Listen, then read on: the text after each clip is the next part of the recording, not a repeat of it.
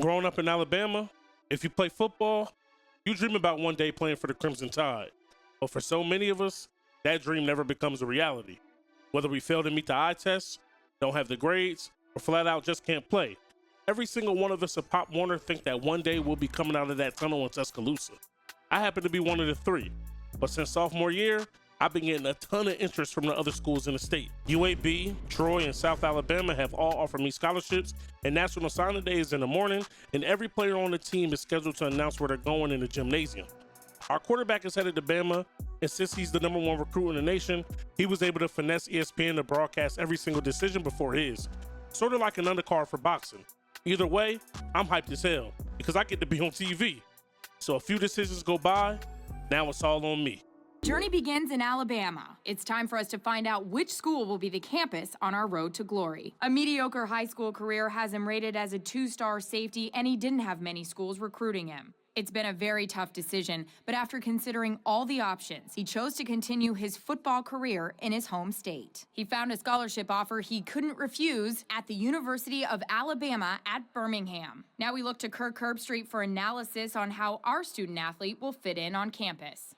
All right, thanks, EA. It's slightly shocking that this kid would choose a lower-tier program. He's a good safety, and he'll be a great help to this team. Now, I love this guy's potential, but I don't see him starting right away. He could use a little bit more experience and then step in as a starter. He's a solid player that is more comfortable in stepping up and defending the run. However, the coaches need to work with him to improve his abilities to get him to the next level. Now, even though I was just a 2 or 3-star recruit, depending on which publication you asked, I was still all conference and all state in Alabama. Now, imagine how surprised I was when I stepped on campus for the first day of camp and they handed me a jersey with the number that started in the 50s. Yeah, for the same reasons that made me a great safety are the same exact reasons why coach thought I'd be better suited in a box. Yep, that's me.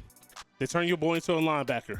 But I'm not even gonna hold you. Things ain't all that bad. 2 linebackers graduated, so that makes me an instant starter. The team is coming off of a year where they finished the season ranked in the top 25, and we're returning a Heisman finalist in the backfield on offense. Season debut, we're taking on in-state foe Troy, and on their second drive of the game, we get our first tackle. And now that the juices are flowing, we are ready for the contact. We break down the coverage. Quarterback tries to take off when we light him up. Coach drops us back in coverage once again, and we get this insane interception laying out. Name another LB doing this. Of course, with that, I was all fired up. Now with Troy backed up in our own territory, we had to use our hands, set a block, and make a tackle. And I don't think Troy's learning from their mistakes because they try to run the ball again, but we're there. And at this point, I think they're trying to test my gangster. They run right through my gap and we blow it up. Dropping back in coverage once again, but we're also spying on the QB, tries to take off when we make him pay. This time we show off our sideline to sideline speed as we have to race to the sideline to help save a teammate. But this time on 3rd and 12, we get caught lacking as we miss our assignment looking in the backfield, giving up a touchdown. We read this play like a book, but we missed the tackle, but luckily for us, we have teammates and they saved the first. And as a former safety, we always want to show off our ball skills, but we're a little late here, but we do make the tackle.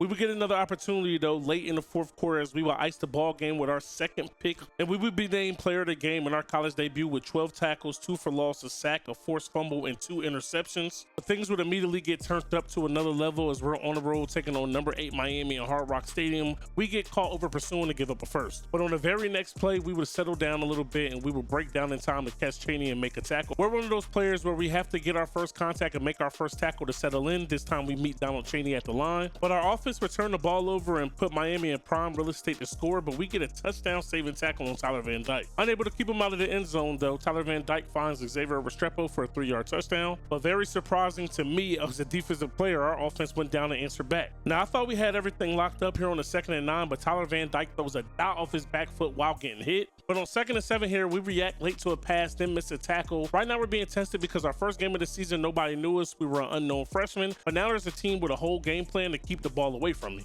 An ugly game in the rain is to be expected, but this game right here is really testing to see what our defense is made of. I've been getting the better of Cheney all night, but on this play right here, he got the better of us, making us look absolutely stupid. It was a game of cat and mouse all night as we make the tackle on him here, but he still picks up the first. But on this 2nd and 10, everybody can see that we take film absolutely serious as we read this play like a book. Late in the 3rd quarter on another 3rd and long, we get a big time tackle on a 4-yard reception. Offense finally scores late in the 4th quarter, a minute left, 4th and 8 after a false start for the Miami Hurricanes, and it all comes down to this one play. Van Dyke back to pass, surveying, nobody's open. We get a big time sack, and that's going to end it here in Miami. Not a single soul that wasn't a part of our locker room thought we even had a shot in this game here tonight, but we bump off the number 8 Miami Hurricanes 14-7. Miami continues to put up mediocre results. After a big time upset, we found ourselves on the road once again in Annapolis, taking on the Naval Academy, this time as a top 25 school in the nation, sitting at number 16. And on 2nd and 12, we get our first piece of action as we get a big time tackle on the Naval quarterback, picking up 2 yards. But later on in the drive, we're going to have our signature play of the ball game. We continue to be a turnover machine. We're going to run all around our teammates, make a big time play, force a turnover, and our teammate is going to go ahead and recover it. UAB ball.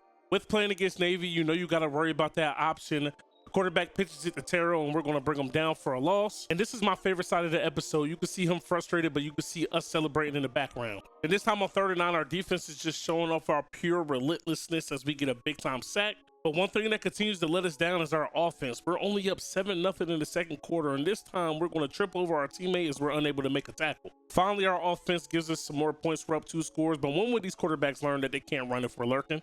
Navy's coach is pacing the sideline because he knows he doesn't have an answer for me. Our cornerback gets beat on 2nd and 8, but we're there immediately to make the tackle. Navy's putting a little bit of a drive together. They're in our territory, under a minute left. Levitai tries to scramble, but we're there to make the play.